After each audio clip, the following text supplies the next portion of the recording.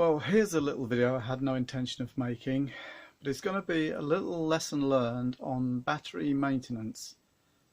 It's on the old Kawasaki, so let's have a look. I noticed that the bike was struggling to start sometimes, and I assumed it was because I don't use it so often, and so the fuel bowls were maybe a bit empty down here, taking a few turns of the fuel pump to fill them up. And that's what I thought it was. But then when I was riding to work perhaps, or a short journey, it was okay. When I came to get back on it, didn't seem to have much charge in the battery. The battery seemed generally weak, and it got me thinking about things. The life of a lead acid battery like this is reckoned to be about 5 years maybe, but you can stretch it out a little bit by taking care of the battery and maintaining it properly. And this I didn't do. So when, oh, here comes the foreman again. He likes to feature in every situation. He's always there checking. Yeah, checking if I've got any food, I think. Now, where was I? Oh yeah, the battery. So you can take care of it, maintain it a little bit, and maybe, you know, it might last a fair while. So you can see on the battery here there's an upper and lower level for the acid. And you should try and maintain the level of acid in the battery between these two markers by adding a little bit of deionized water. Just sitting on the bike, the battery was holding about 12.5 volts, which seemed about right to me.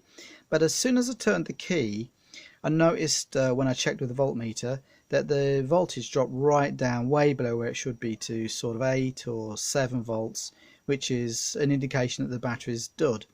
Now, I didn't know that until I checked with the voltmeter, because at first I thought the bike doesn't get used very often, and I thought maybe the fuel bowls here were empty and it was taking a few turns to start the bike, and that was what was taking the juice out of the battery. When I checked with the voltmeter, I could see that it was dropping way down on its voltage. So that prompted me to have a proper look at the battery. Now, most people may know this, but to top up a battery, you take out these little yellow plugs here, and it reveals access to where you put your deionized water in and keep the acid level up according to the mark on the side. So when I had a look, I thought there'd be some, you know, liquid in there. There usually is, but you're not going to be able to see in this light. But unfortunately, it's as dry as a bone. I thought I would take these out and I would just have a little look in here and tilt it, and you would see the liquid like you normally do. I can pretty much tilt it all the way over. Nothing's coming out. There's nothing in there. So really this video is just a little heads up. If you're having trouble with what seems like a weak battery and it's an old lead acid battery like this, please remember to check those levels of that acid, because this battery is probably now you know, toast.